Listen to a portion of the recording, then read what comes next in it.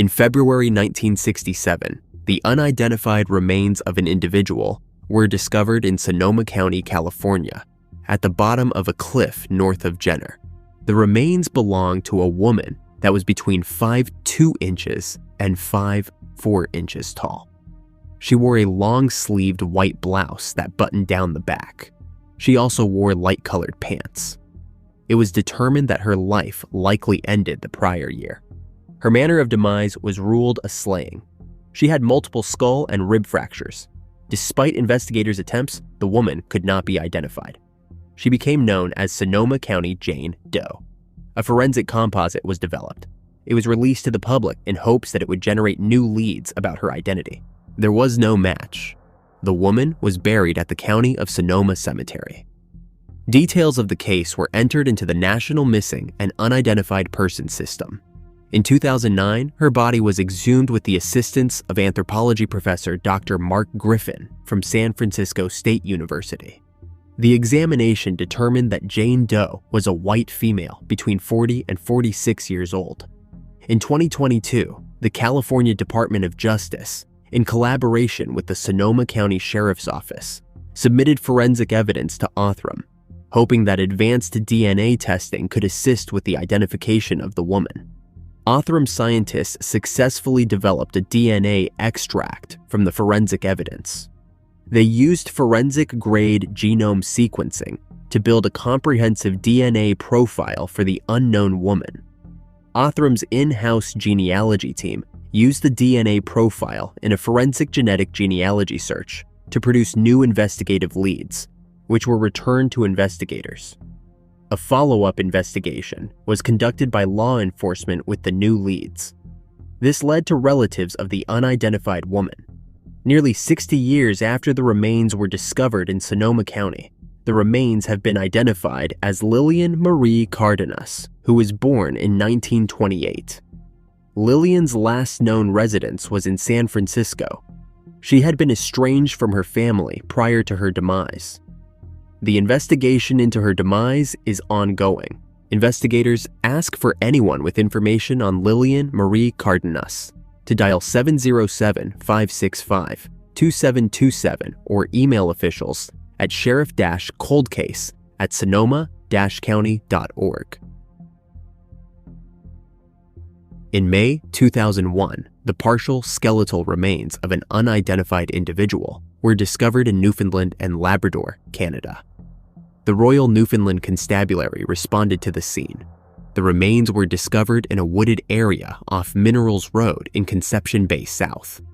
It was determined that the remains were that of a male who had dark, curly, shoulder-length hair. He was between the ages of 18 and 29 years old at the time of his demise. Investigators worked tirelessly to confirm the identity of the man. They were unsuccessful. He became known as Conception Bay John Doe. It was determined that Conception Bay John Doe's life ended due to slaying. An isotope analysis was performed. Forensic sketches were developed over the years and were released to the public. Investigators hoped that it would assist in the identification of the slain man. Despite extensive efforts by law enforcement investigators to identify the man, no matches were found. The case then went cold due to a lack of viable leads. After continued efforts to identify the man, the Royal Newfoundland Constabulary submitted forensic evidence to Othram in August 2021. Othram scientists successfully developed a DNA extract from the forensic evidence. They then used forensic-grade genome sequencing to build a comprehensive genealogical profile for the victim. They then used this profile to conduct genealogy research. This ultimately provided new investigative leads to law enforcement. A follow-up investigation was conducted using this new information.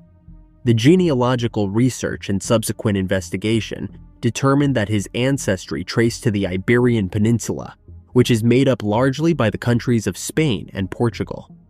However, low genetic matches and the lack of historical records complicated the search and development of the case. Genetic relatives were traceable to Cuba. Unfortunately, reference testing necessary to home in on the identity of the John Doe presented unique challenges. In early 2024, after 23 years, there was a breakthrough in the investigation when a match was made to a first cousin of the man. With this newly identified relative, potential family members residing in Cuba were identified for interviews and reference testing. This led to the identification of Conception Bay John Doe as Temistocle, Temi Fernandez Casas. Temi was originally from Cuba. He went missing in Canada over 2 decades ago after traveling from Cuba to Quebec City on a tourist visa in April 1992. There is no record of his travels from Quebec City to Newfoundland and Labrador. It is believed that his life ended between 1997 and 1998. It is also believed that he would have been in his early 30s at the time of his demise. According to stable isotope analysis that was preformed post-mortem, Temi has spent most his time in southern Quebec and/or the northeastern United States. However, closer examination of the man's dentition and hair revealed that he most likely had left the area approximately 18 months prior to his demise.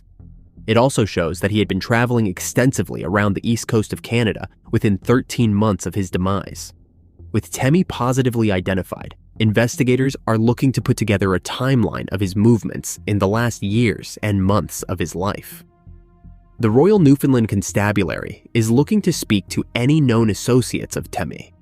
They are particularly looking to speak to a Joanne Bergeron. It is believed that she has also spent time in Cuba prior to April 1992, where she worked as a travel agent. Today, she would be approximately 68 years old. A dedicated email has been established to reach the investigative team directly. Please contact report@rnc.gov.nl.ca with any information. You can also call 709-729-8000. To report anonymously, contact Crime Stoppers at 1-800-222-TIPS 8477 or visit www.nlcrimestoppers.com. In September 1979, a hunter stumbled upon skeletal remains in the area of Highway 175 between mile markers .80 and .83 in Lake County, California, just northwest of Sacramento. Investigators were called to the scene. They determined that the remains were that of a female whose ancestry could not be definitively determined. The woman was estimated to be between 25 and 35 years old at the time of her demise. It was estimated to be between 1976 and 1979. The woman's height was determined to be between 5'1" and 5'4". No other identifying characteristics could be determined. In June 2019, case details were entered into the National Missing and Unidentified Persons System. With limited identifying characteristics available, the woman's identity remained unknown for nearly 5 decades, despite the efforts of law enforcement. Throughout the years, the Lake County Sheriff's Office followed up with the California Department of Justice to use emerging technology to identify Jane Doe. In 2023, the California Department of Justice, in collaboration with the Lake County Sheriff's Office, submitted forensic evidence to Othram, hopes that advanced DNA testing and forensic genetic genealogy could help generate new leads to identify the woman. Othram scientists successfully developed a DNA extract from the forensic evidence. They used forensic-grade genome sequencing to build a comprehensive DNA profile for the unknown woman. Once the profile was successfully built, Othram's in-house forensic genetic genealogy team produced new investigative leads that were provided to the Lake County Sheriff's Office. Using these new leads, the Lake County Sheriff's Office continued their investigation, which led to genetic relatives of the woman. A reference sample was collected from a potential relative and compared to the DNA profile of the woman.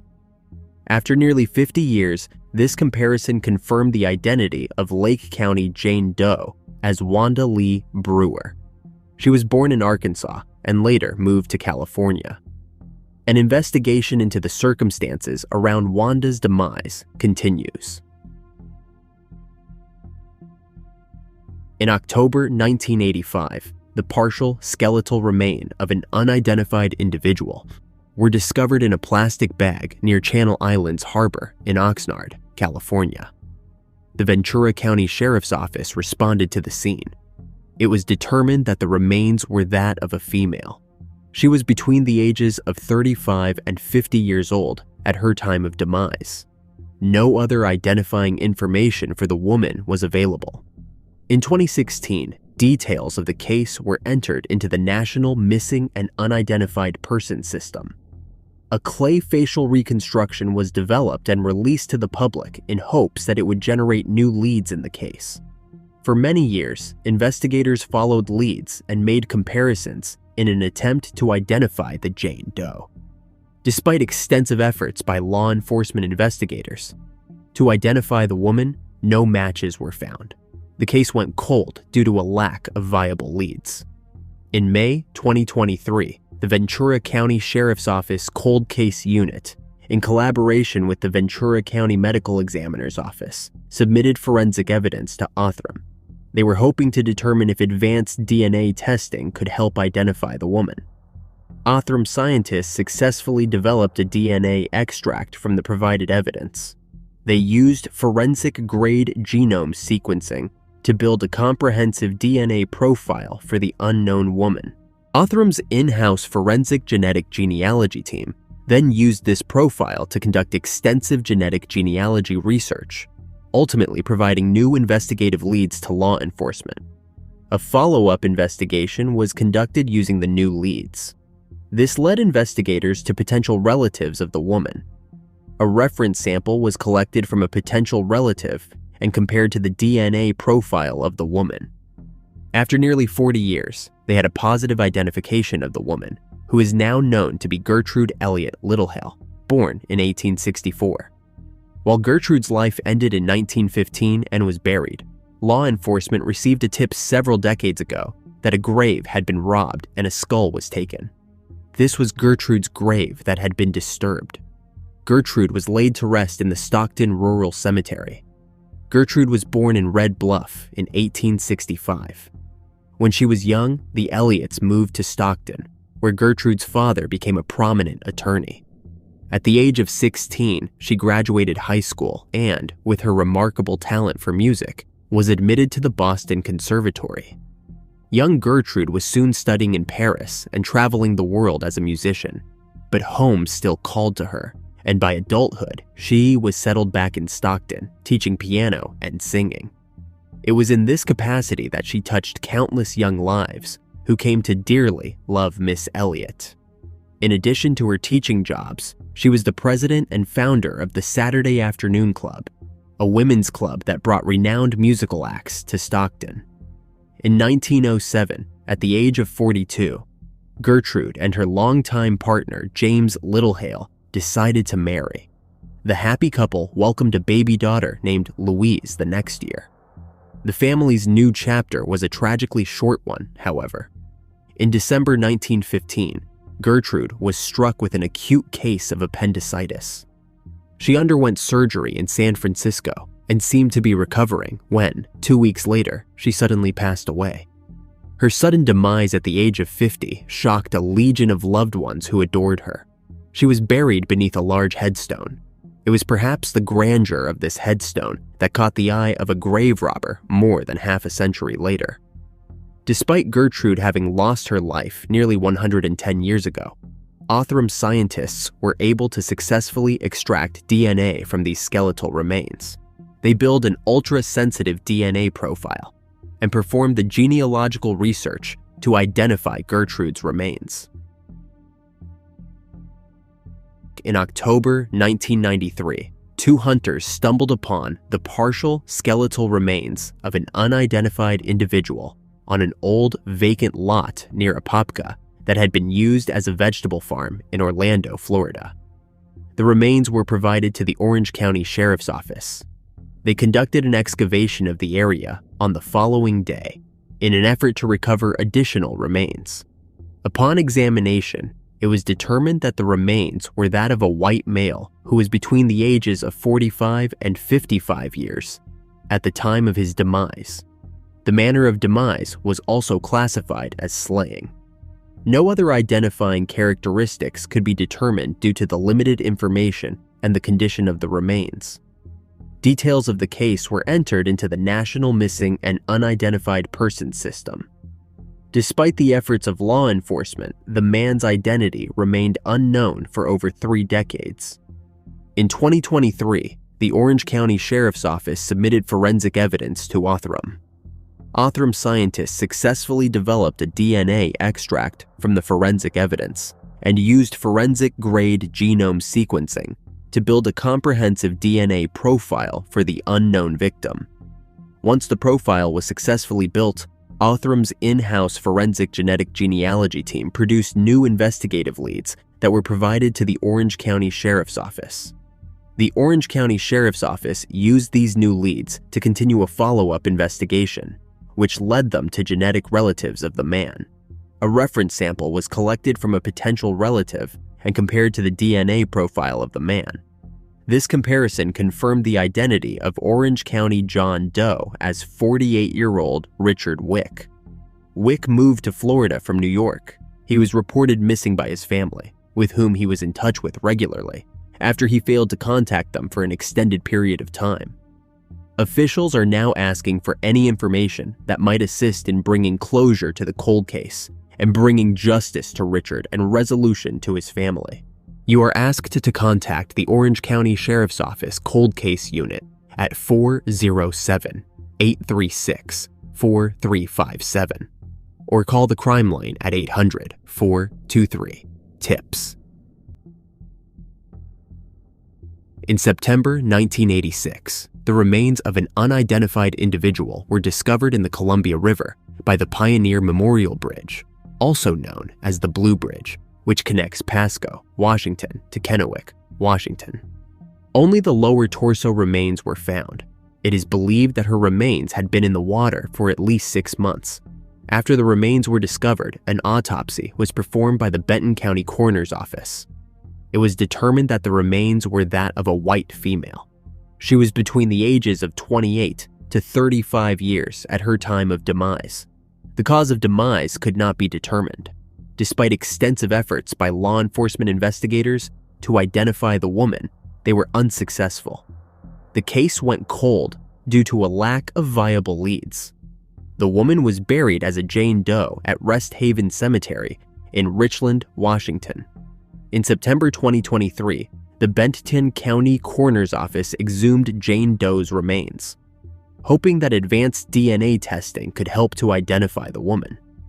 After the exhumation process was complete, skeletal evidence was prepared for transport to Othram by the Benton County Coroner's Office.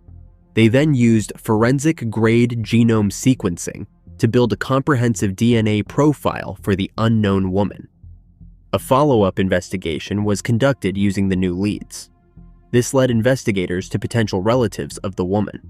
Reference DNA samples were collected from a potential relative and compared to the DNA profile of the unknown woman. This investigation led to the positive identification of the woman, who is now known to be Patricia Kay Ereth, born December 12, 1949. She was known to be missing from the Yakima, Washington area since the early 1980s. Patricia was last seen leaving the Peking Palace restaurant on N First Street in Yakima. Peking Palace is no longer in business. She was returning to her office. She had 4 children at the time of her disappearance. She was reported missing by her family on February 6, 1983. The reason for her disappearance may never be known. Yakima police has been contacted and made aware of Patricia's identification.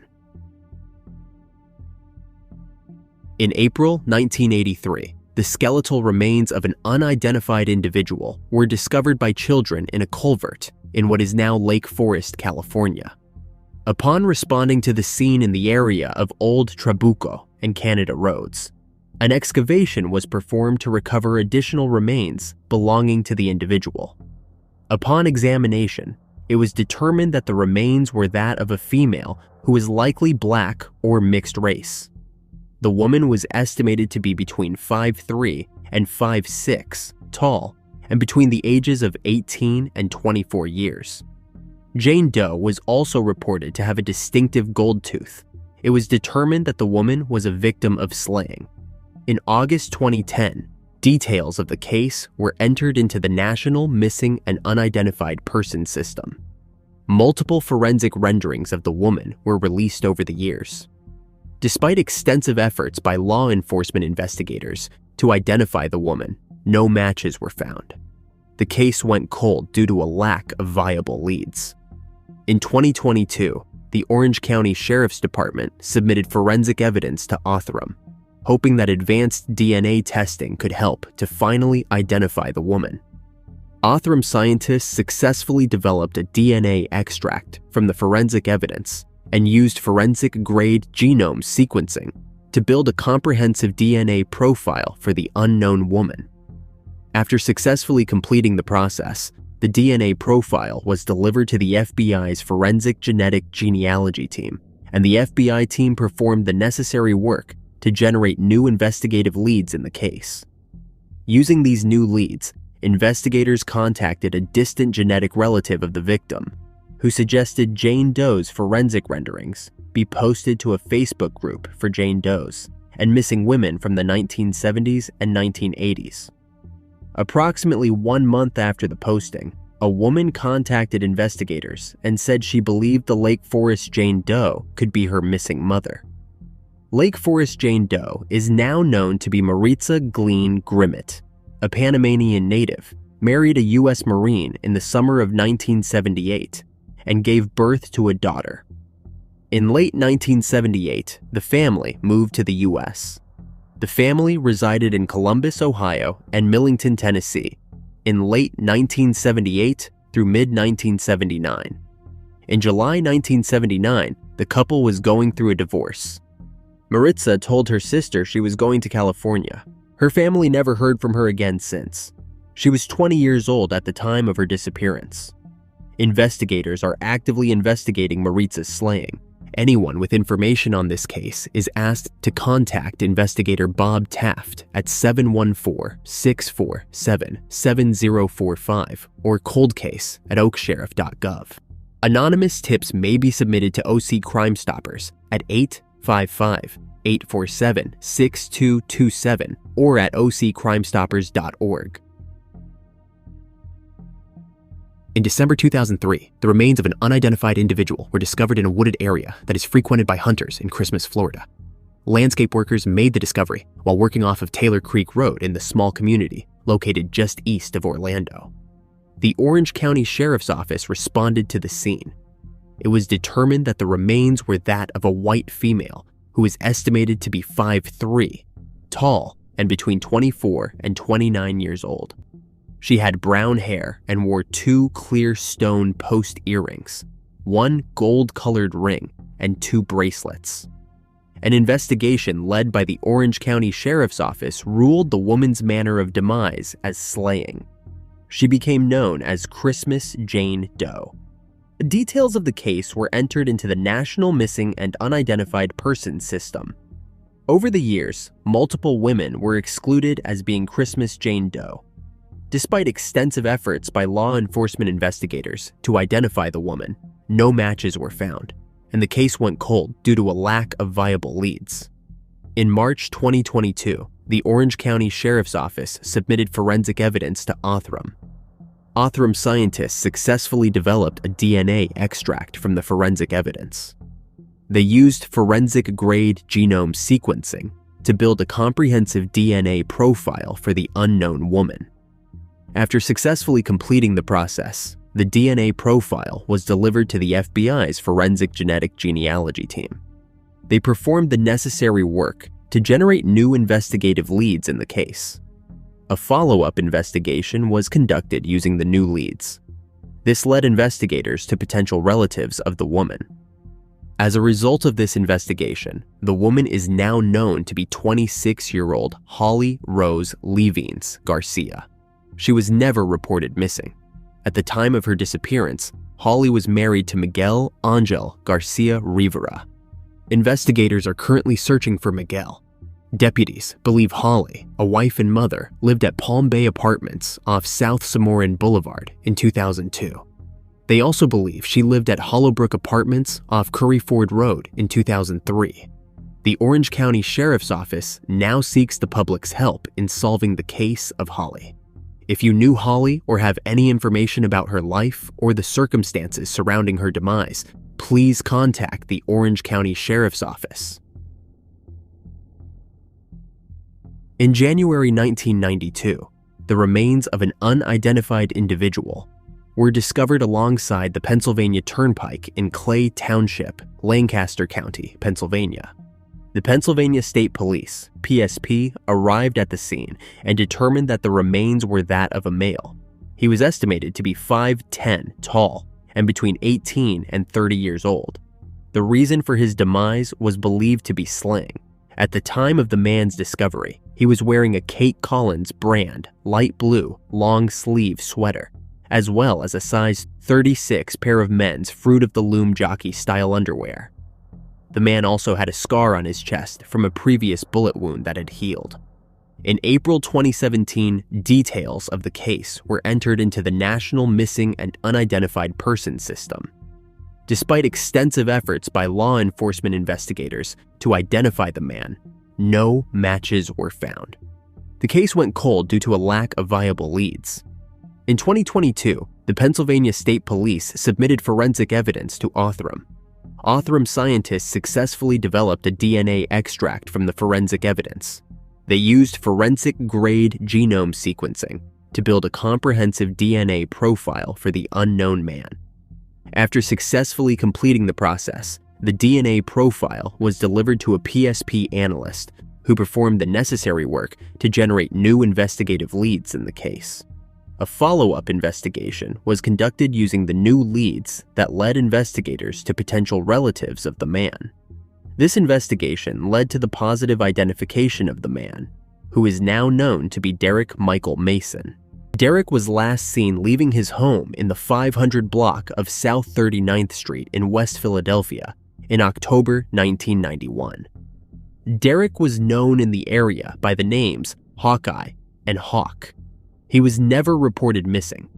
Anyone with information regarding the slaying of Derek Mason is asked to contact Trooper Brian McNally, PSP Lancaster, at 717-290-1967. PSP Tips is offering a $2,000 reward for any information that leads to an arrest in this case.